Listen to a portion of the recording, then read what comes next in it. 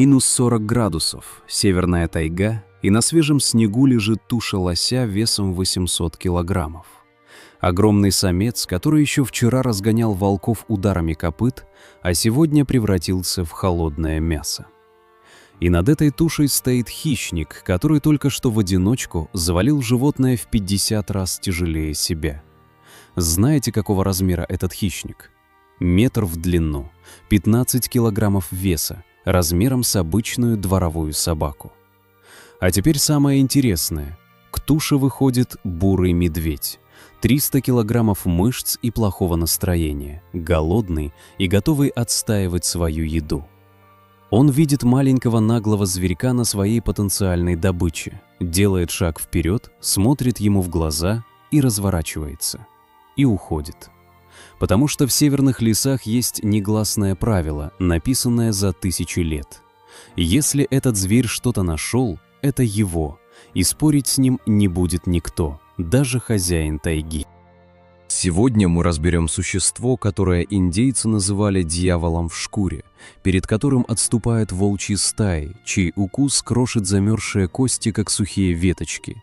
И вы узнаете, почему даже бывалые охотники, увидев в лесу свежие следы этого зверя, разворачиваются и тихо уходят в противоположном направлении.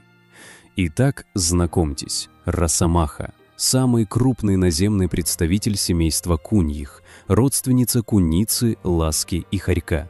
Только если ласка – это милый пушистик из детских мультфильмов, то росомаха – это совсем другая история. Длина тела от 70 до 105 сантиметров, вес самцов от 12 до 25 килограммов. Самки чуть скромнее, и казалось бы, ну собака и собака, что в ней такого? А теперь добавьте к этой собаке челюсти, которые крошат кость лося как сухарик. Добавьте когти длиной в 5 сантиметров, не убирающиеся, всегда наготове. Добавьте шерсть, на которой не намерзает лед даже в минус 50. И добавьте характер, по сравнению с которым самая бесстрашная сторожевая собака покажется ласковым домашним любимцем. Латинское название этого зверя звучит как «гуло-гуло», что переводится буквально как «обжора-обжорыч». И это не шутка. Когда ученые давали ей имя, они, видимо, насмотрелись на то, как это животное ест, и других слов у них просто не нашлось. Окрас у росомахи темно-бурый, почти черный, с двумя светлыми полосами по бокам, которые красиво сходятся на хвосте, и охотники называют этот рисунок шлейкой. Выглядит этот зверь, в общем-то, симпатично, пока не повернется к вам мордой. А морда у него широкая, мощная, с маленькими темными глазами, в которых читается твердая уверенность в том, что он здесь главный. И переубедить его в этом будет очень и очень сложно. Кстати, о чувствах. Зрение у росомахи среднее, ничего особенного. Зато слух и нюх работают на уровне военной разведки. Запах добычи она засекает за 10 километров по морозному воздуху, сквозь сосны, сквозь сугробы, сквозь любую погоду. И стоит ей учуять мертвую тушу где-то на горизонте, как она уже бежит туда своими огромными лапами, которые позволяют ей двигаться по рыхлому снегу со скоростью, недоступной никому из ее соседей. И вот эти лапы – отдельная история, потому что они огромные относительно тела. Площадь подошвы такая, что давление на снег у росомахи в 3 раза меньше, чем у волка такого же веса. И это ее главное тактическое преимущество в зимнем лесу. Пока волк проваливается по уши в сугробы, росомаха буквально летит поверху. И в этот момент она становится одним из самых эффективных хищников планеты. Один самец росомахи контролирует территорию площадью от 500 до 2000 квадратных километров. Это размер небольшой европейской страны. И весь этот участок принадлежит одному зверю, который обходит свои владения постоянно, проходя по 50 километров за сутки в самое обычное рабочее будни. Живет это удивительное создание там, где не выживет почти никто. Северная тайга, лесотундра, тундра, Россия, Скандинавия, Канада, Аляска – все, что выше 60-й параллели – это ее родной дом.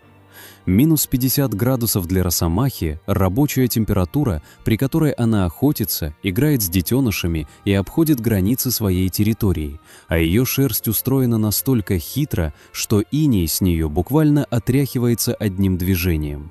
Именно поэтому раньше мех росомахи шел на воротники полярных летчиков и северных геологов. Ни один другой мех в мире не отталкивает влагу и не сбрасывает иней с такой эффективностью.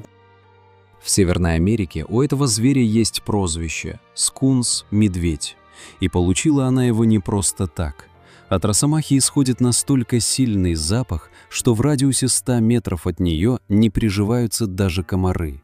И это, пожалуй, единственная польза от нее для окружающего мира. Теперь поговорим о главном оружии этого зверя – о челюстях, потому что именно они делают росомаху тем, кем она является. Сила укуса у нее достигает 500 ньютонов на квадратный сантиметр, и для понимания масштаба сравним с другими. У питбуля около 200, у крупного волка около 350, а у росомахи – 500. То есть зверь весом 15 килограммов кусает заметно сильнее, чем волк весом 50. И это уже само по себе звучит как ошибка природы. Но и это еще не все. В задней части челюсти у росомахи есть особый коренной зуб, развернутый под углом 90 градусов внутрь пасти. И этот зуб – ее фирменная инженерная разработка. Он работает как кусачки, и он разламывает то, что не разломал бы никто другой в животном мире. Причем с такой легкостью, будто речь идет не о замерзших костях, а о шоколадке. Зимой росомаха питается в основном замерзшими тушами оленей, лосей, кабанов, всем тем, что осталось в тайге после холодов. И любой другой хищник такую еду обходит стороной, потому что она тверже камня, и об нее легко сломать зубы. А росомаха подходит, спокойно укладывается рядом и разламывает мерзлую плоть тем самым угловым зубом, как будто это ее обычный обед в школьной столовой. Кости, на которые волк потратил бы час напряженной работы, росомаха перекусывает за секунды. Череп замерзшей косули она вскрывает буквально за минуту, и в процессе еды она не оставляет вообще ничего. Съедает шкуру, копыта, зубы, рога, сухожилия, дробит и проглатывает даже самые крупные кости. После росомашьего обеда на месте трапезы не остается ни одного грамма органики, и даже падальщики, прилетевшие следом, разочарованно улетают искать что-то другое, потому что здесь поживиться уже нечем. Теперь, как и обещано в начале, переходим к боям. И начнем с противостояния, которое случается в тайге довольно часто. Росомаха против волчьей стаи. Волки – это командные игроки, идеальные охотники севера. Стая из 5-7 особей спокойно валит крупного лося, без проблем справляется с медведем средних размеров и вообще считает себя элитой северного леса. А что происходит, когда на их пути встает росомаха? А происходит вот что. Зафиксированы десятки задокументированных случаев, когда одна росомаха отбирала добычу у целой стаи волков. И звучит это как сценарий приключенческого фильма, но это абсолютная правда, подтвержденная биологами и охотниками. Происходит это примерно так. Волки задавили крупного оленя, расселись вокруг туши, спокойно едят, и тут на поляну выходит росомаха. Маленькая, темная и с очень решительным выражением морды. Она не останавливается, не оценивает противника, не считает врагов. Она просто бросается в самую гущу стаи без всякой тактики и стратегии, потому что вся ее тактика и стратегия записана у нее в характере одной строчкой. «Иду вперед, не отступаю». И знаете, что делают волки в этот момент? Они отступают, потому что укус росомахи – это совсем не то же самое, что укус волка.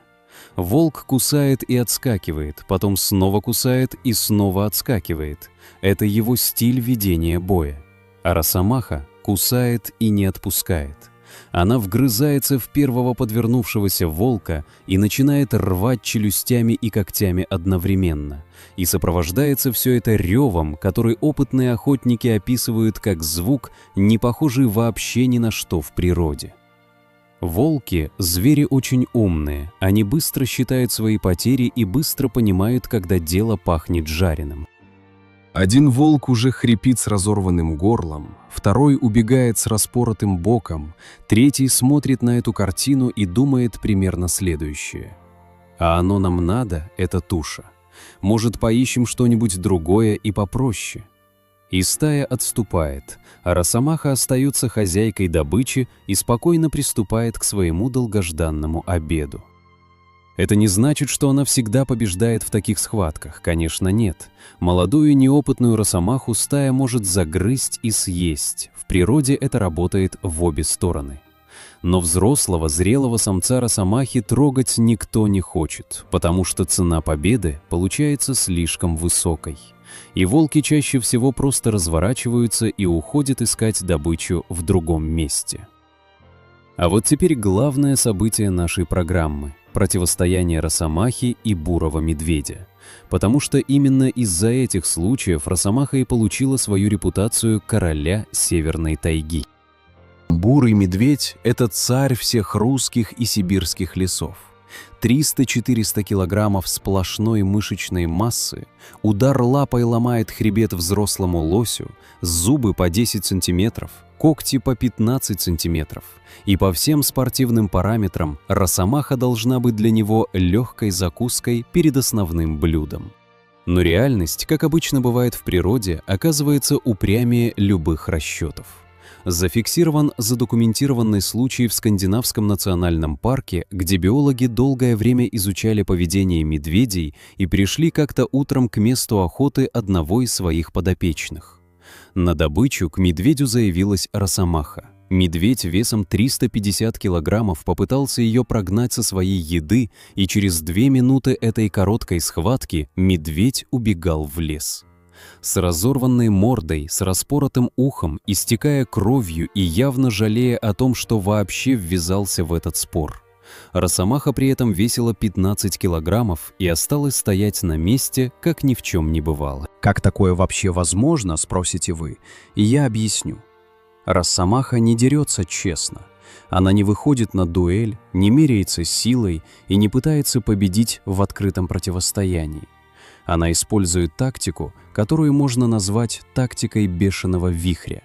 Запрыгивает медведю прямо на морду, вцепляется когтями в глаза и нос, кусает в уши и губы, и все это происходит за несколько секунд без пауз и передышек.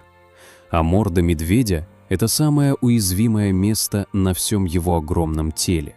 Там тонкие кости, много кровеносных сосудов, и боль в этой области адская, ни с чем не сравнимая. Медведь не может стряхнуть росомаху, потому что она вцепилась когтями в шкуру по самые суставы. Любое движение головой только увеличивает ее хватку и добавляет новые раны. И в какой-то момент медведь принимает разумное решение. Он понимает, что эта туша оленя, конечно, хорошая, но не настолько хорошая, чтобы остаться без глаз, без ушей и без половины носа. И он разворачивается и уходит. 350 килограммов мышц уходит от 15 килограммов чистой решимости. И это абсолютно реальная картина Северной тайги. Это не значит, что медведь всегда проигрывает такие схватки. Конечно, нет. Если медведь успеет ударить лапой первым, то от росомахи останется только воспоминание и кровавое пятно на снегу. Один точный удар медвежьей лапой, и 15 килограммов превращаются в ничто. Но медведи это прекрасно знают, и они также знают, что подойти к росомахе на расстояние удара означает почти гарантированно получить когтями по глазам еще до того, как успеешь замахнуться. Поэтому в подавляющем большинстве случаев медведи поступают мудро и просто уходят, оставляя добычу маленькому наглому зверю, который не собирается отступать ни перед чем. А теперь представьте охоту росомахи на лося, потому что это, пожалуй, самое впечатляющее зрелище северной природы. Лось – это тонна костей и мышц. Удар его копытом несет силу в 1000 килограммов. Его рога способны проколоть волка насквозь, и сам лось не боится почти никого в этой жизни, кроме того самого зверя, о котором мы сегодня говорим. Зимой в глубоком рыхлом снегу росомаха выслеживает лося часами, иногда сутками. Идет по следу тихо, без спешки, экономя силы. Ее лапы-снегоступы позволяют двигаться поверху, лось при этом проваливается по самое брюхо, и расстояние между охотником и жертвой постепенно сокращается. Когда дистанция становится прыжковой, росомаха атакует. Прыжок на спину, зубы вгрызаются в шею, когти впиваются в плечи, и судьба лося в этот момент решается окончательно. Он пытается стряхнуть зверя, бьется об деревья, бежит, спотыкается, падает в сугробы, а росомаха висит у него на шее и продолжает делать свою работу, как профессионал, который точно знает, что нужно делать в каждую следующую секунду. Это документально подтвержденные случаи, заснятые на камеры наблюдения биологов, и от этих кадров становится не по себе, даже опытным натуралистам. Помните, я упоминал латинское название гула-гула, обжора-обжорыч? Так вот, обжорство этого зверя заслуживает отдельной главы в учебнике зоологии. Росомаха съедает за один присест до 4 килограммов мяса при собственном весе в 15. И это примерно то же самое, как если бы взрослый человек весом 80 килограммов съел за один обед 20 килограммов еды. Не желудок, а бездонная бочка какая-то. Но есть один важный нюанс. Росомаха не просто ест, она запасает. Если добычи много, она прячет ее излишки, закапывает в снег, затаскивает на деревья, а потом помечает своим запахом из специальных желез. И этот запах настолько резкий и неприятный, что ни один другой зверь к помеченной еде не подходит. Ни волки, ни медведи, ни лисы, ни даже всеядные вороны. Падаль, помеченная росомахой, спокойно лежит нетронутой неделями, дожидаясь хозяйку. И хозяйка возвращается к этим запасам через недели и месяцы, не теряя их даже под 2-метровым слоем снега, потому что ее нюх работает с точностью швейцарских часов. И теперь несколько слов о том, за что охотники Сибири на протяжении столетий ненавидели росомах больше всех остальных лесных зверей вместе взятых. Дело в том, что росомаха находит охотничьи лабазы, склады с мясом и припасами в тайге, и не просто их грабит, как сделал бы любой нормальный хищник. Она портит абсолютно все, до чего может дотянуться. Что не съест, то разбросает. Что не разбросает, то измажет своим запахом. Что не измажет, то изорвет в клочья просто из принципа. Охотники приходили к своим заимкам после такого визита и плакали. Месячные запасы провизии, добытые тяжелым трудом, превращались в бесполезную помеченную кучу. Поэтому в Сибири на росомаху веками ставили капканы из чистой ненависти. Не ради меха и не ради мяса, а просто чтобы избавиться от существа, систематически рушащего твою жизнь и труд. А нападает ли росомаха на человека, спросите вы? И это очень хороший вопрос. Ответ простой – почти никогда. Но это слово «почти» нужно расшифровать максимально подробно, потому что в нем кроется самое интересное.